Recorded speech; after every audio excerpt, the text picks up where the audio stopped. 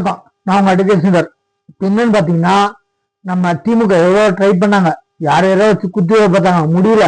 என்னன்னு பாத்தீங்கன்னா, இப்ப வக்ஃப் போர்டுன்னு சொல்ற நம்ம முஸ்லிம்கான போர்டு இருக்கு.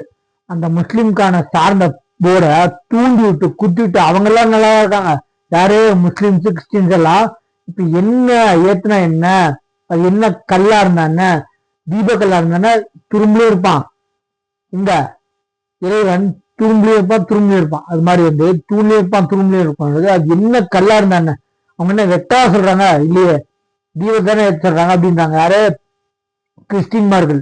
முஸ்லிம்மார்கள் அவங்க ஏற்றிட்டு போனா என்ன, யாரோட மதத்தை வந்து கிழக்க சொல்ல, அவங்களோட மதத்தை என்னென்ன சொல்றாங்களோ அதை மட்டும் தான் பின்பற்ற சொல்லியிருக்காங்க.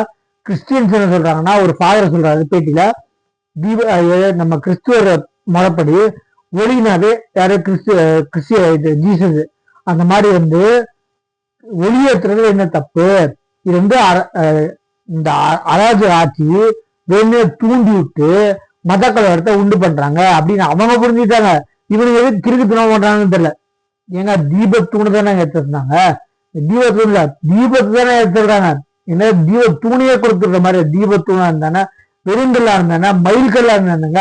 என்ன கேட்கிறேன், அதுக்கு வந்து பாருங்க, நம்ம வக்போர்டு வாரியம் என்ன தூண்டி விட்டு யாரோட பேச்சு கேட்டு பண்ணாங்கன்னு தெரியல. அதே மாதிரி இதெல்லாம் வந்து சென்ட்ரல் அவங்க மட்டும் தூண்டி இல்லாம தீபத்தூண்டு விவகாரத்தில் இடையிட்டு மனு தாக்கல் செய்ய அனுமதி இல்லை என நீதிபதி முன்னரே அறிவித்த நிலையில் வேண்டுமென்றே இடையிட்டு மனுவை முறையிட்ட வழக்கறிஞர் அருணாச்சலம் சிஎஸ்எஃப் வீரர்களால் வெளியேற்றம்.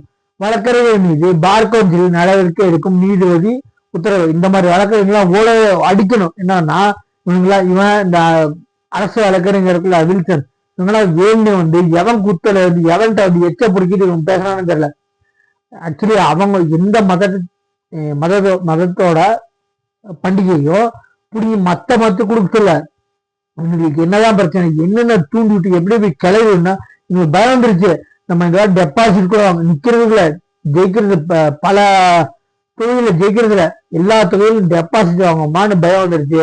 ஏன்னா நம்ம உளவுத்துறை சரி பல பேரு என்ன கருத்து கணிப்பு எடுத்தாலும் சரி, இவங்க 3வது பட்சத்துல தான் இருக்காங்க. 3வது பட்சத்துல 4வது பட்சம், 2வது பட்சத்துல ஏடிஎம்கே, 3வது பட்சத்துல நம்ம சீமான் அவர்கள் 4வது பட்சத்துல தான் இருக்காங்க. யாரு அதனால இவனுக்கு பயந்து பல பேரை தூண்டிட்டு இருக்காங்க. என்ன பிளஸ் இவங்கெல்லாம் வந்து 50 பேர் வந்து யாரு எம்பி கையில் போட்டா அந்த ஜஸ்டிஸ் நீதிபதிய தூக்கிலான்னு பிளான் பண்ணிட்டாங்க. அது கண்டிப்பா முடியாது. ஏன்னா வந்து உங்களுக்கே தெரியும், டெல்லி கோர்ட்டு நீதிபதி பல கோடி ரூபாய் வீட்டுல எரிஞ்ச காசு கிடைச்சு சுப்ரீம் கோர்ட்டை இவர் வேணாம், இவரை வந்து பதவிக்கலாம்னு சொன்னதுக்கு அப்புறமும் கவர்மெண்ட்ல என்ன சொல்லியிருக்காங்கன்னா, சென்ட்ரல் கவர்மெண்ட் அதுக்கான தனி குழு இருக்கு.